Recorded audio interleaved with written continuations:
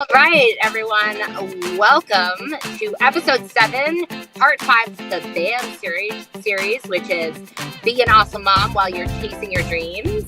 As always, this is the Motherdrive, and I am Kate Matthews, and I will be your host. This podcast is filmed from my car, and because that's where I spend the most of my time as a mom. And I think we can all relate as moms, spending a lot of time in our car. If you're a frequent listener to the podcast, then you know that this podcast is dedicated to having positive, inspirational, and motivational conversations that uplift you. Today, we are sitting with Cathy Pedreas, who is an amazing safety expert.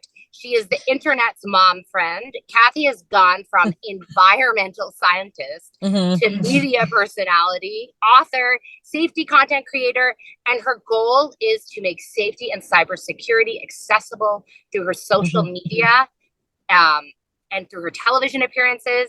And most recently, her new book, The Mom Friend Guide to Everyday Safety Security. Cathy has over 2.6 million followers on TikTok, over 230,000 on Instagram, and it has led to her features on Good Morning America, BuzzFeed, Today Parents, and more. Thank you, Cathy, for joining us today. I know you have a newborn at home. And oh my gosh, a newborn, a toddler, half the house is sick. That is why I am in my car as well, because this is the quietest space on my property right now. Absolutely. I can imagine. I myself have currently and have the past week had sick kids as well, and they are incredibly demanding and time consuming, and they definitely need a lot of attention. But thank you so much for taking the time out with me today. So yeah, of course. Happy to be here. Thank you. So let's get into it. So, okay, tell me a little bit about how your journey began. How did you start focusing on safety when you were an environmental scientist, and how did this whole blue dress and pearls come about? Tell me all the things. Yeah. So, the safety thing really happened organically because, and I would say organically also out of necessity a little bit. So, obviously growing up, your parents always give you the advice, right? Your mom tells you, at least my mom did, you're driving for the first time. You need to know how to jumpstart a car. You need to have a first aid kit in the car. You need to have a jumpstart in the car. These kinds of common sense safety things. I'm from Miami, where there were canals everywhere. So we learned about the hurricane safety, the tornado safety. What happens if you accidentally drive into a canal? How do you get out of a car underwater? This kind of conversation was just constant growing up. And my mom, I guess my mom was always is very privacy focused, because she, growing up in the 80s in Miami, there were certain people that she would run into in nightlife and whatever. And she was very careful not to have people know her real identity, because she didn't want, this friend knows that friend. They want to get retribution. You've seen the documentaries about Miami in the 80s. So this was kind of integral to my upbringing. But I didn't think anything of it other than, for me, it was just common sense. So then I go to school, whatever. I continue to have this kind of thinking in my brain. I become an environmental scientist. At that point, I was inspecting properties for safety concerns. I was inspecting for mold, asbestos, oil contamination, groundwater contamination, soil, this kind of thing. So still in the safety world, but just on a different element of it. And then I got a job working on national TV as a host at QVC. And that kind of exposed me. I grew up in a tech family as well. My dad works in tech. And so I was, a little familiar with online safety and whatever. But again, you don't think much of it until things start to happen that make you think about it. So working on television, you're in hundreds of millions of homes. Obviously, out of a couple 100 million people, there's going to be some unsavory characters. Some people who think that, they can cross certain boundaries. They can show up at your workplace. They can text you on your cell phone number, things like this. And they really go out of their way to find this information on you, which, the easiest way to do that is the internet nowadays. Before, maybe you had to go through the yellow pages or physically be at somebody's job or physically be at somebody's house. Nowadays, you don't have to do that anymore. You just go to Google. So that kind of experience helped me hyper focus on the cybersecurity element, because I started learning like, okay, well, how is my data ending up in these places and what can I do to protect my data? Not that we have 100% protection, which nothing is ever 100%, but just steps that you can take to kind of mitigate the risks. So that's kind of how I started learning about this stuff. And then eventually with, COVID and everybody getting shut down, I randomly just shared it one day online. Like, I don't know, there was a trend that I just hopped on called random things, and one thing led to another and it just kept growing and I kept sharing. Initially, when I started sharing, I thought I would only be able to make 11 videos. I'm like, that's it. I only have 11 videos of ideas and then I'm out. And 3 years later, I'm going to say that I have more than 11 videos. And it's now explosive. Like it's this type of content, people really need it. Like they really need it more now more than ever. So I feel Yeah, like it does feel that way. It wasn't really intentional. I didn't think I was riding a wave or a trend. No. It just kind of happened. It's funny because it's like sometimes when things are just aligned, they just like happen. You just like, and it's interesting that you talk about like you were kind of always exposed to safety. And so I've noticed that whenever I've read books or, spoken to people who are experts in passion and finding your purpose, they always say, go back to your childhood.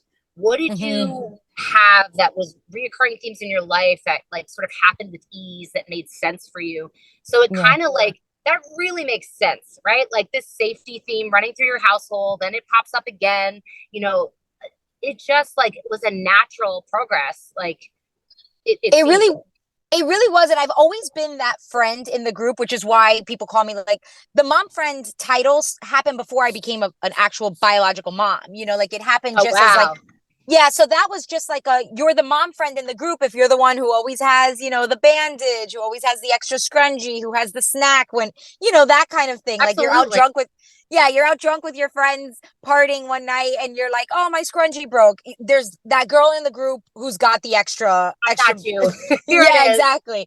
So they call that girl in the group the mom friend. Yeah. So I was always that, like growing up, like I remember going out in Miami and stuff like that, like with my friends late at night.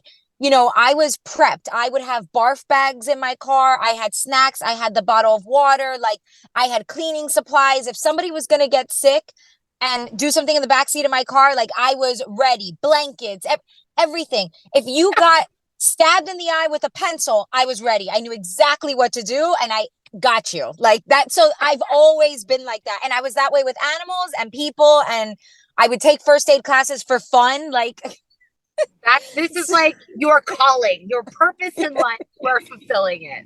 Like straight up. So let me ask you this. What was at what point did you go, okay, I'm done being a scientist. I'm going to fully commit to this? I guess at the point where I started becoming overwhelmed with like what was happening with the content on social media. So, because, after science, I held other jobs too, like the QVC job, when COVID happened and like all the TV stations and everything like that shut down, not QVC, but at that point I was freelancing on, like local stuff. Anyhow, I started working full-time for like a marketing firm that worked in oil and gas. Cause I was like, well, I was an environmental scientist. I'm familiar with oil and gas. So we'll do that. And then I only was really able to hold that job, I want to say like 8 months before my social media was just like so overwhelming that I was like, I can't do both anymore. So I just kind of took a risk and quit. Yeah, because I had to. And, to be fair, like I'm married, so I have a support system there. And actually, my husband is just as safety inclined as I am because he's an insurance broker. So he and I both view everything from liability. Like everything's a liability to us. That is so funny. That is like you guys are like a match made in heaven. Yeah, and I've definitely consulted him for videos or interviews and stuff like that just to be like, I want to make sure what I'm saying is not crazy. Like I did one for Today Parents recently about trampolines on the property and the safety around trampolines. But I'm like, it's not just the safety. Your insurance rates are going to go up. You better really want that trampoline. That's right. You better not really the tiny ones, but the big ones. Yeah, we don't I don't know, have my kids on trampolines simply because I've just there's so many accidents, so many Yeah, like there's a lot. there's a lot of stuff. But yeah, so let me ask you, tell me about the challenges that you've like faced being a dream chaser, or in this case, a dream liver, um, while being a mom. Like, Oh, and how to overcome sleep, them. Yeah. sleep, sleep, absolute like delirious. I mean, right now I'm on 3.5 hours of sleep, but I have a newborn. When I don't have a newborn, things are normal. Um, but Yeah, newborns are a whole other kettle of yeah, fish. yeah, and with my first, my husband and I like took shifts basically, so we Mhm. just slept at different times. But this one, I'm like, we can't both be tired because we have a second kid, right? Yeah, So like we can't, so we couldn't do that. So I was like, I'll just take it. right. Like it's fine. Especially because you have to wake up anyways with the breastfeeding or pumping and all that stuff. So it's like All if that I'm stuff. already having to wake up, what's the difference? But yeah, I would say sleep is a major challenge. And just, a big challenge for me specifically is that I'm more of like a creative, like I want to find the stories and find the information and all of that. I'm terrible at the business organization, the time management. Like I get it done, but I'm very like last minute get it done. Uh, Yeah, I know so that. I am very, very similar in that regard. yeah. So that's Um, that's a huge challenge. okay, that's good. I feel like a lot of us have that problem because it's like you just sort of lose track. And also, you get pulled in a million different directions while you're trying to complete a task, which isn't helpful. You know what No. I mean? You're like, I got to get this deadline done, but like, also, like, this kid will not go down for a nap. And like, there's like eight other things that are happening. My other kid needs this, and or there's an activity I need to shuttle them to, or whatever it is. And there's like constantly like an interference being run, I Yeah. feel. And so, yeah, I can completely Ki- connect with that. Kids being the primary interference. Actually, I was just saying, so my newborn, when she's with a nanny or something like that, which she's not right now, but when she is, she sleeps the entire time the nanny is there, the entire like all 8 hours. Yep. Yep. Now I've had her all day. She slept 1 hour. I'm like, how does that work? Like, how come you Yeah. sleep 8 hours with the nanny, and for me, I can't get you to nap for two? No, I feel like they do that. They could, like, they know you. They just know. They're like, oh, that's mom. Let me just stay awake. Let Let me me just not go to torture her. Yeah, 100%. Yeah, absolutely. That's what they do. um, so when you think about the highlights in your career so far, like with running Mm. your business, what would you say like are the biggest highlights of running your business? Like the things that you love, like about running your own Well, business. I do really enjoy when when a video gets organic press, which I enjoy the press thing because I come from a TV background. So even though I enjoy all the social media and whatever, it is fun for me to be able to tap into the regular kind of traditional media, I guess you would say, or the mainstream media or whatever. Um, so I really love that because before I used to be the one constantly like, trying to go after it and pitching, and I would like this job or that job or whatever. And now it all comes to me organically, which is a nice place to be in. When And did so that start happening for you though? I Like would at say what right away, like point? as the fall, yes, like fall of 2020, September, October of 2020 is when it started. That was around the first time that I got like my first BuzzFeed mention. And then it just It kept blew up. coming. Yeah. Yeah. Because once people are looking up certain topics and they see that your name keeps coming up in certain articles or that you're listed as an expert on certain databases or whatever, it just makes it easier for people Right. to and I will say most of the media, like, maybe not like the nighttime news and stuff that's very focused on politics, but the other kind of filler stuff, the featured stuff, the editorial stuff, they're using social media to inform what people care about to write. So when videos Right. go viral, it immediately gets press somewhere. Right. Um, Right. so yeah, so that's been really fun. And then I think another part was writing the book. I mean, it Yeah. was difficult for me because I had a newborn and was getting a master's at the same time. Oh my God. I just like to stress myself out apparently. But um but writing the book was fun because that all happened because of social media. And initially when they reached out to me, I was like, this is a scam. What is this nonsense? Yeah. The email said Simon and Schuster. I was like, this is a fake email, even though I know who Simon and Schuster is, but I was like, there must be a typo somewhere in this email that I'm not Yeah, there's seeing. something, an extra dot. Yeah, an extra dot or something. So I start, looking on LinkedIn, looking up the people's names, making sure they're real people. I call one of my friends who works in publishing. I'm like, do they do this? Because I'm really like a nobody. I'm just posting a couple videos online. They found me at about 360,000 followers. So I was like, why are they reaching out to me? I'm like, I'm peanuts. But their analytics, marketing analytics or something, their data showed that was now, but that it was like an increasing trend. So that's why they had reached out. And that was like really, like a great experience to be able to say that now you're a published author, and especially with someone as a publishing house as big as Simon and Schuster, like That's huge. that was fun. Huge. Yeah. Yeah. I've always wanted to do a book myself. Well, I wanted to like write a kid's book. So Me too. My dream is actually a kid's book.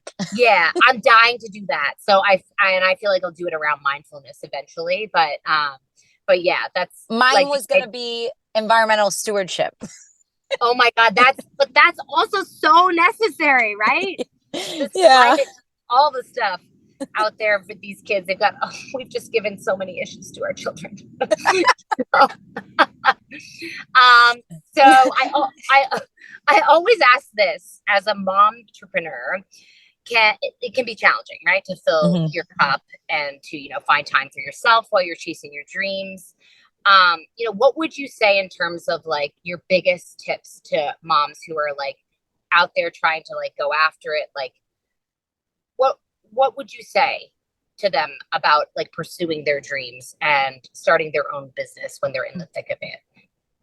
Like, well, I guess one of the things that I see like a lot of my own friends struggle with is they're good at the idea part, right? And then when it comes to actually carrying it out, it gets icky because you start getting with the stuff that isn't so fun. The idea part is fun. The marketing is fun. The social media is fun, but the business plan is not fun. Setting up bank accounts are not fun. Doing all of that kind of stuff.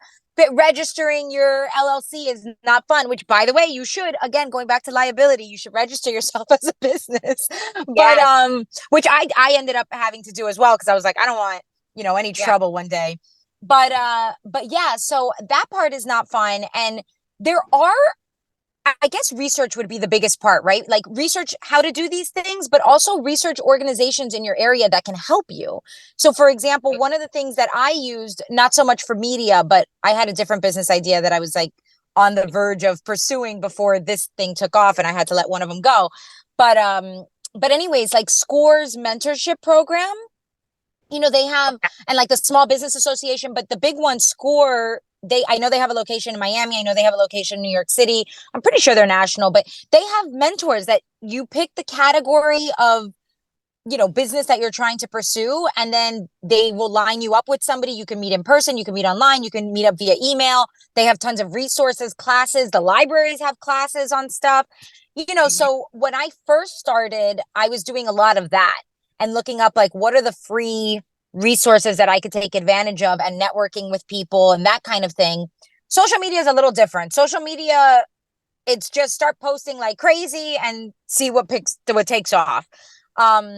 Starting a more traditional business, I think, has a different kind of path. Yeah, absolutely. So another thing I always like to ask is, what's the best piece of business advice that you've ever gotten? From say one of those mentors, or Yeah, well, you know what? I think there's like a good and a bad maybe.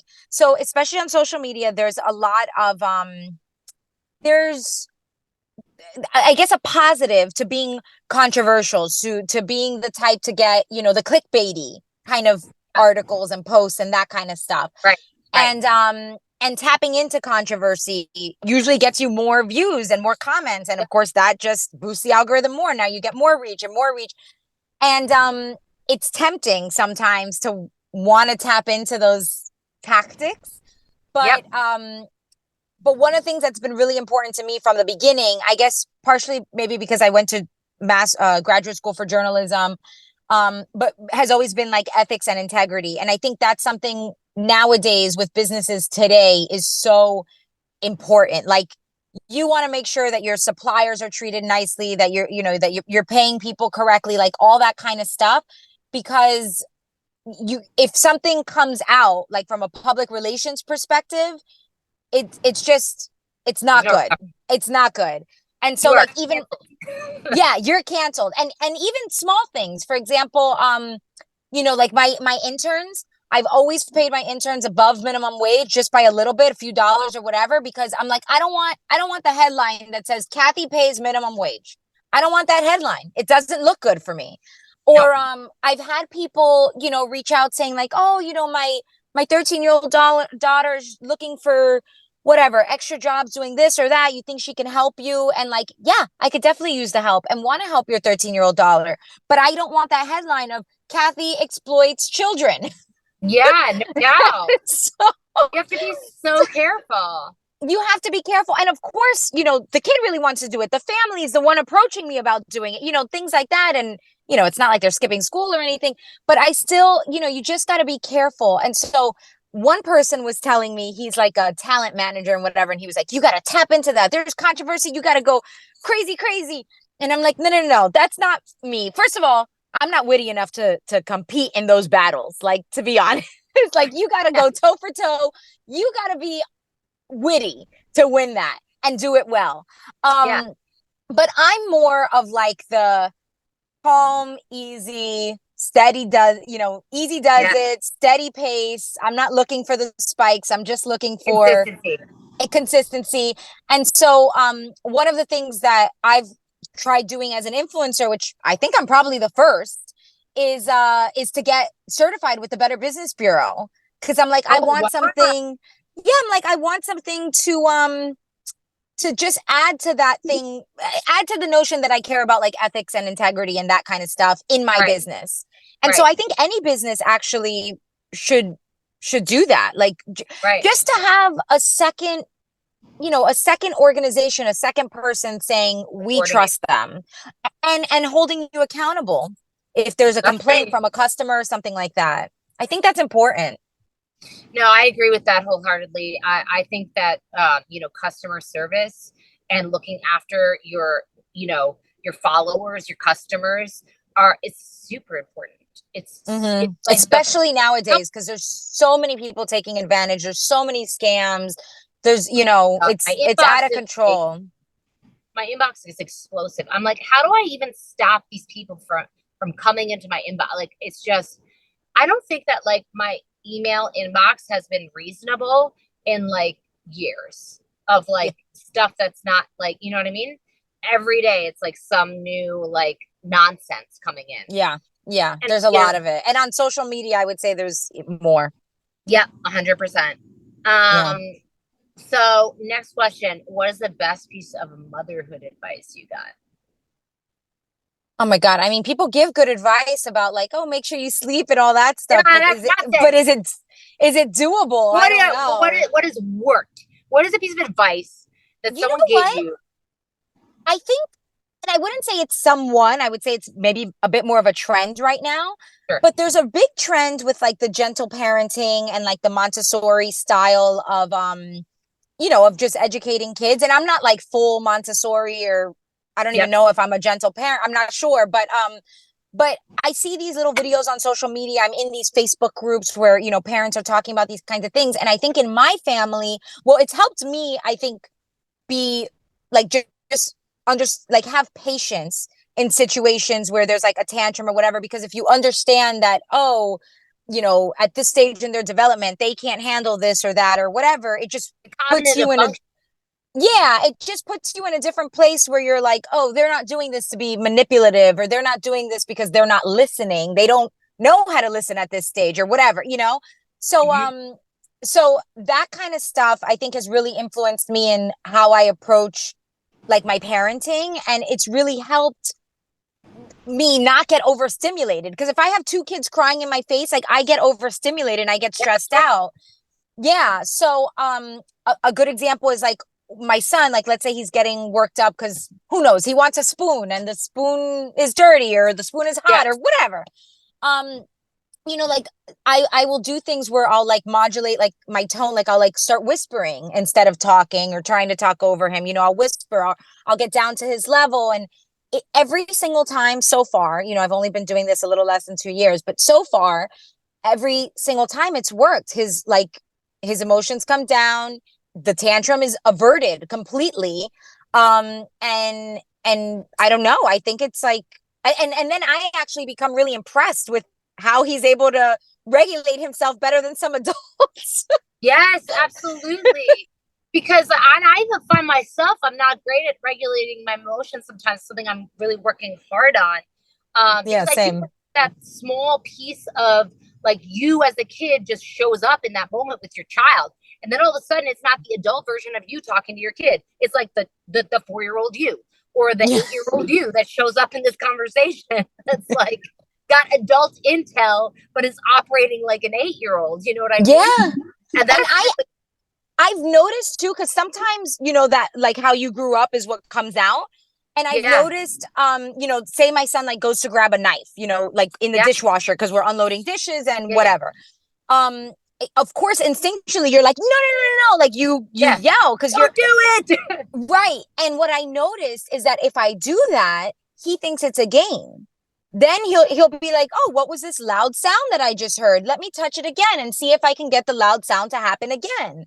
It becomes like a thing. And so, I mean, not to say that that I'll never raise my voice in a safety situation, Right. I probably will, but if also the best thing is obviously prevention, like, before I let him near, but anyhow, but so I've just learned through some testing and, I'm sure every kid is different, but my kid, at least so far, responds really well to it. And that's something that I've learned from social media and from Facebook groups. And they've just, the general world has given me advice on that stuff. And it's been great so far. That's really awesome. That's a great point to make because for some people, it's just like, you hear, like you said, you hear all the voices comment, like sleep when the baby sleeps. That shit never happens, bro. Like no one is sleeping when the baby, if you can, great. I'm so glad, that you can do that. But like, that is not often what happens, No. I guess my other piece of advice is remember to shower. Yeah, no doubt. And change out. I mean, the dry shampoo only goes so far, That's correct. That is correct. And also the spit up shirt that's on rotation. Yeah, like that's got to go at some point. Somebody told me like, oh, when you have your own kids, you won't get grossed out by the vomit, the spit up, that all that stuff. That is not true. I am very much grossed out. Like yesterday when my son, I put gloves on to clean the car. I was like, I can't. Ew. Like not ew. On.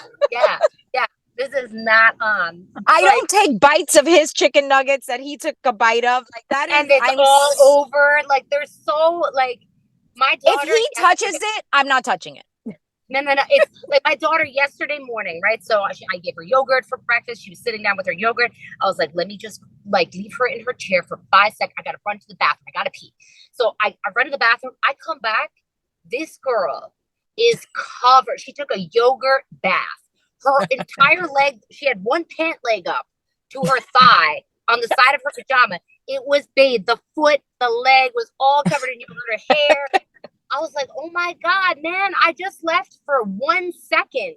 Like, and you took a bath with this yogurt. Like, I definitely let them get like messy and stuff. But the one thing I find rice to be like, for example, I don't do a lot of soups because I'm like, I don't even know, like, this is going to be, I don't know how to feed this to a kid. But rice I find is also very messy. And I pick him up and I take him to the backyard and I shake it off. And I'm like, now it's bird food. Yeah, no, I agree with that. And I do let her get messy. Yeah. But the legs in the yogurt was just like a new one. You know what? And I'm very spoiled. My son, obviously the newborn isn't eating yet. I don't know what she's going to be like, but my son is a very clean eater. Like his idea of messy is like a little on the face and hands, maybe some spills on the pants or whatever, but he's actually very clean. Half the time I don't even put a bib on him. Oh my God. I wish. My daughter's like, oh, let me get the syrup and put it in my hair like it was some shampoo. Like, I'm like, come on, girl, please, Brooklyn. Please. I see those videos on social media, and then I'm like, maybe. I'm really glad that's not me. Yeah. So then the next question is, what do you think was the biggest shock? What was the biggest shock when you became a mom? Oh my God. Like, why did they not tell me that? Everything can kill them. Everything. Water can kill them. Honey, a freaking piece of string on the floor can kill them. Baby powder can affect their everything can kill a baby. And also, actually, I was a germaphobe before, which probably isn't surprising. And I'm using that word lightly. I have not been diagnosed by a professional as a germaphobe, but I think I'm probably a step below the diagnosable range. But anyways, because it interferes with some parts of my life. But when I had kids, that germaphobe radar was like, way up there. Way up there. Way up there. Did you find it with the second one a little bit, or no? I mean, well, you know what? Yes, a little bit in that, but I don't know if this was a COVID thing or because I had my son still with the whole COVID and whatever. And so I was super scared in the beginning about like nobody could come over, everybody wash their hands, which is obviously still good advice, but everybody wears masks, like all of that stuff. And then with this one, like my sister-in-law went to grab the baby the other day and she's like, oh, I should wash my hands. And I was like, oh yeah, you should. Like I forgot to even tell her to wash her hands. Right. So then, yeah. So there's a slight difference in that. But I also think it's not so much that I cared less. I think it's that my brain has just been pulled in too many parts for me to with my son, there was only one kid to focus on. Now there's two, and there's the pets and all of that stuff. Oh, that's another piece of surprising advice. My pet was my child. Okay. Yeah. I had kids. I don't want to see or hear from a pet ever again. Like I have fostered 27 dogs. I've been involved in pet rescue my entire life. I have nothing but empathy for them. I don't want another. Well, the dog, maybe, I don't know. I have cats and I want them out of my house. Yeah. I love dogs. I love animals, but I'm like, I cannot have another thing right now that requires me to give it my attention. And exactly. And I said to my son, you're 10. It's still going to end up being my responsibility at 6 o'clock in the morning to walk this dog outside. I'm not doing it. Like when you get older, go ahead. You do it. I'm not a toddler. I'm just trying to keep these kids alive, like you said. Exactly. And I mean, I'm not like taking them to a rescue or anything. Obviously, I came from that world. I've worked in shelters. I know, I volunteered in that. So I know, but they're not my children anymore. I used to take my cat for stroller walks. Yeah. She hasn't been outside of the house in a year. She's just inside. Yeah. I'm sure she's like just chilling and sleeping like every cat. I know, but I feel bad for them. I'm like, they used to get so much attention. Yeah, not anymore. So what would you say the thing is that you're most proud of so far as a mother and business owner, or just general?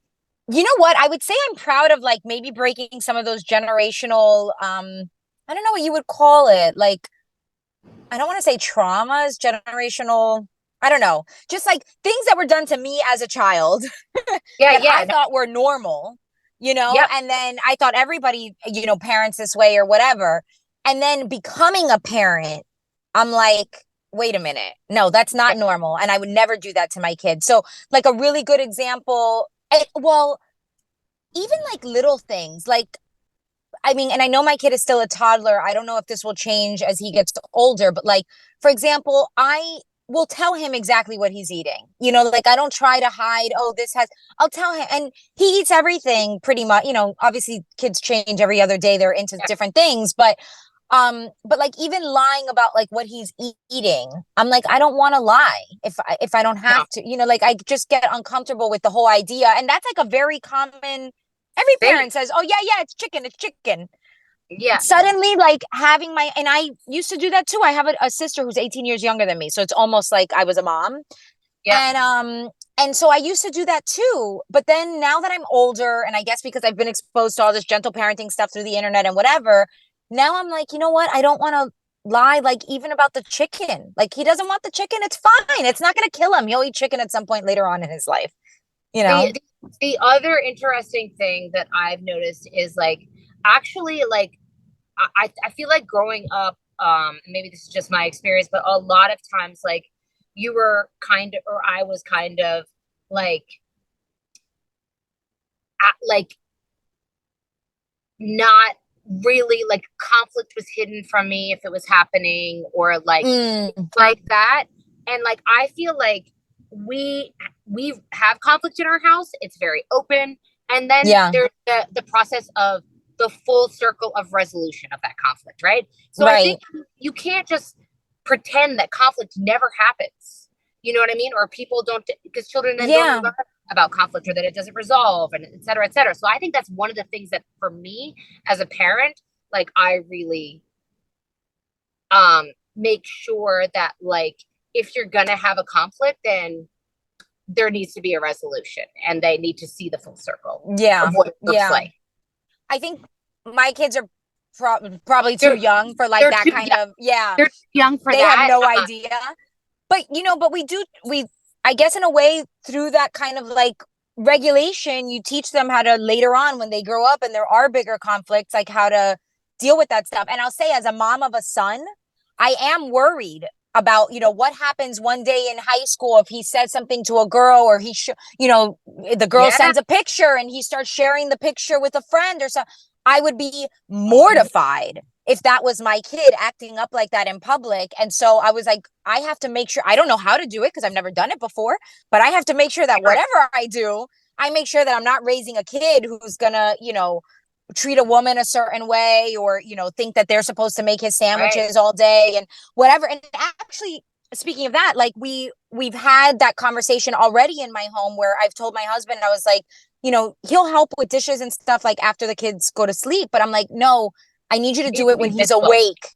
And he's awake, he's in the kitchen, he's eating, even if it's just a couple times like a week or whatever, because he needs to see that it's not just me. Right. And so like I guess it's made me like hyper aware, I guess, of that kind of stuff. And yeah, 100%. I don't know. I just think of things that were done to me as a kid, like being hit as a 1.5-year-old or 2-year-old or whatever. You're like, how could you hit a child? Like Yeah, to yeah. me, that was always normal. You hit kids, whatever, not a big deal. Well, That's like how I was also raised. the authoritarian like parenting, right? Of like the 80s. And Mm-hmm. that was just how they didn't, to be fair, like they didn't know better in many No, ways. they didn't know. I think social media has taught me It's a really lot. helped Yeah. me too. It's really absolutely taught me a lot for sure. Yeah. But I want to ask you before we go, if the listeners want to reach out to you, find out more of your information, Yeah. tell me all about where they can reach you, the platforms that are best, etc. Yeah. Well, it's pretty easy because I keep everything under my name. So it's just Cathy Pedrias. If you type Cathy with a C in like Instagram or whatever, I should be one of the first people to pop up. But if you add the P after it, then I'm definitely the first one to pop up. But yeah, so I'm on Instagram, I'm on TikTok. I have content on YouTube, but I'm in the process of expanding that to like more long form content. I'm also in the process. Oh, and of course, my website and stuff are on these places too. But my Mm-hmm. website's essentially a landing page to find links to other stuff, the books, my press, that kind of thing. Um, and I'm in the process of converting all my content to Spanish, hopefully, because I deal with, a lot of the cybersecurity, a lot of the scam stuff, or even any safety tips. Like even knowing that water could be dangerous to a kid under 6 months old, like doesn't matter what language you speak, you should You know need to know that. that. Yeah. So, I mean, I only speak two languages, so I found that's that all I can very help with. shocking. I really found that very shocking when I had my first child to know Yeah. that water can like kill them. Yeah, Absolutely. literally kill them. It's And of wild. course, with my first son, or with my son, we had the formula shortage issue Yeah. that was Yeah. happening in the country. So a lot of parents were trying to extend the life of that formula, not realizing that Adding that more extra water. ounce can do a big effect, or even, So, anyways, so I'm in the process of trying to convert that just so more people have access to it. But in the meantime, to answer your question, my name on Google will find a whole bunch of stuff. Amazing. Cathy, thank you so much for sitting with me today. Of course. Really, really appreciate it. I know the time is short given the fact that like we are nannyless right now. We are going bananas with Yeah. the career and everything. And my husband is sick. Everybody's sick except for me. Everybody's sick. But moms don't get sick. I don't know if people know that. Moms don't get sick. We kind of combat it off. We either get it first and then like it's fine, or we just don't get it until you never get it. And even if you have it, you can't get it. You don't have it. You have to ignore it. Even if you are dying on the floor, crawling to the bathroom, you still don't have it. You don't have it. But yeah, so just keep on keeping everyone safe. We are so, thrilled to be able to have access to this kind of information. So thank you for everything that you're doing, providing these informations and these resources to everyone out there. Yeah, really I think it's like so fun. Like for me, it's like oh, I didn't know that. I love having those I didn't know that moments. Mm-hmm. And so I expect my page to just be a whole bunch of I didn't know that. That's great. That's a great way to look at it. But anyways, thank you so much. Thank you. Have a wonderful rest of the day. Yeah, I had a great time. Thank you so much for having me. Awesome. Let me shut this.